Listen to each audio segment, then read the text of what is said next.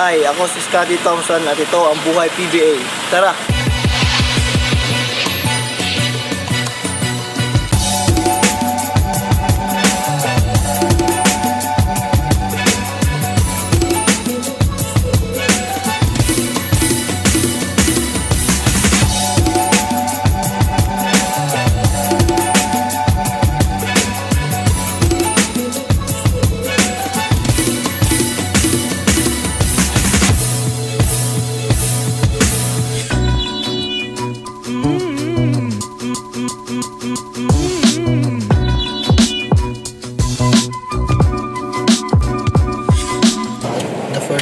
Pag-gising ko, titignan ko na yung cellphone ko kung ano oras na, tapos igo, tapos sa umaga ko na inaayos yung gamit. Kasi pag sa gabi, maaga din ako natutulog para hindi ko mahirapan yung sarili ko pagbangon sa practice. Kaya pag 10 AM yung practice namin, usually nagigising ako 6 kasi Las Piñas pa ako, babiyahe pa ako malayo. Pag halimbawa yung practice namin 1 to 4, yun nakakapag-breakfast pa ako ng kasi nakakaluto pa yung mami ko sa akin. So pag sobrang aga yung practice namin, 10 AM maaga alis ko, nagda-drive-thru na lang ako.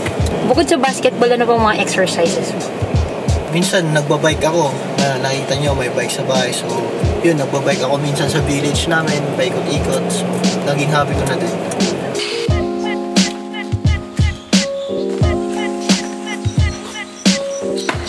Mentality ko every game is ready lang ako palagi pag binubunot ni coach, saka go hard pag pinasok. Natupad ko yung pangarap ko bilang PBA. Noong una talagang napapa-starstruck kasi mga kalaban mo, kakampi mo, lalong-lalo sa mga teammate ko, pero kailangan mo yung labanan para makapag-focus ka sa game. Isa na naman sa mga natupad kong pangarap na dream ko lang dati na sana si Coach Tim. Nagkataon, Ginebra pa. Iba pala pag talaga Ginebra, sobrang masaya. Sobrang nakaka-overwhelm yung mga crowd. Talaga sarap maglaro sa Ginebra. Maglalaro kami para sa para sa crowd, hindi para sa sarili namin, para sa mga sumusuporta.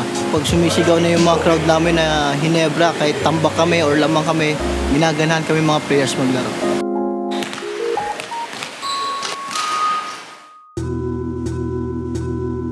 Can you tell yung story bakit parang American sounding yung surname mo? Yung great-grandfather ko is Black American, kaya naging Thompson kami. US Army, napadpad dito. Scott, bakit daw number 6 yung jersey number mo?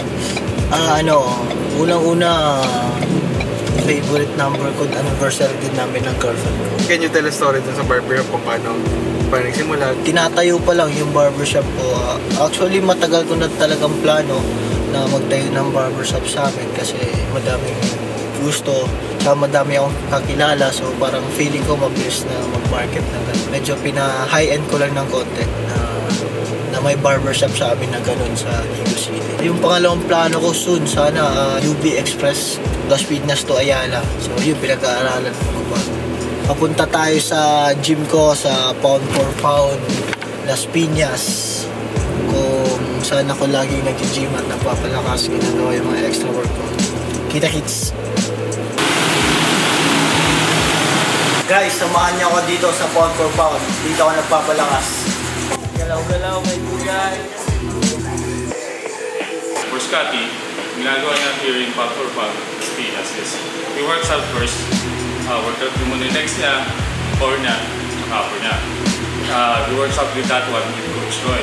Tapos, after nun, check yung condition mo siya. Footwork, jumps, footwork, speedwork. Yan yung mga ginagawa ni Scotty. After practice ng Ginebra.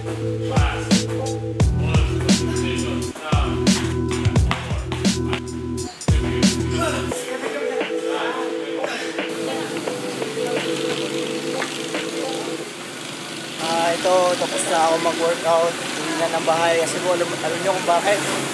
Baka hindi ko mabutan yung Dolce Amore. Tara, samahan nyo ako. Napansin namin all day long close. Kaya sinamahan ka ng kapatid mo. So, gano'n kayo close? Justin?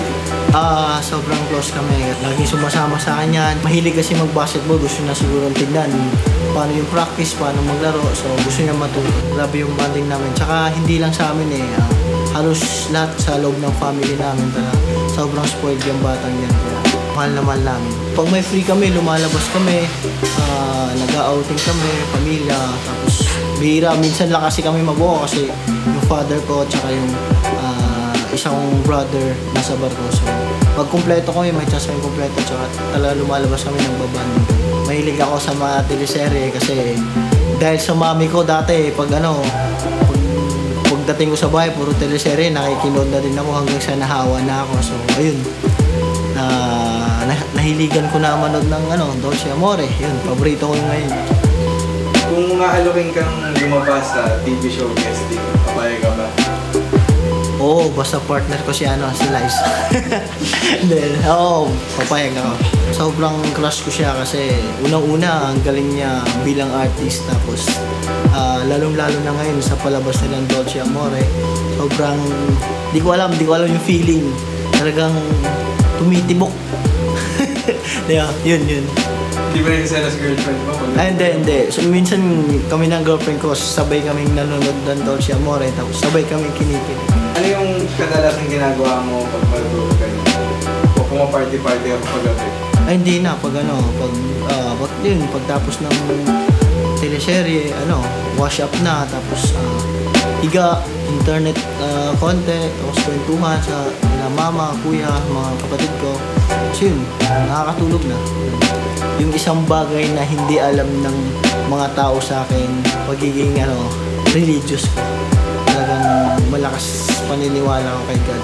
Kumbaga si Scottie Thompson, jolly, mabait, tsaka labang boy. Mga ganun, tsaka mama's boy siguro. Ang tunay na lalaki, kinikilig sa Dolce Amore. Paano ba yan guys? Naamoy ko na yung luto ng mami ko na pinakamasarap na adobo. Sa susunod ulit, maraming salamat sa pagbisita niyo sa akin. Ako nga pala si Scottie Thompson at ito ang Buhay PBA. Bye!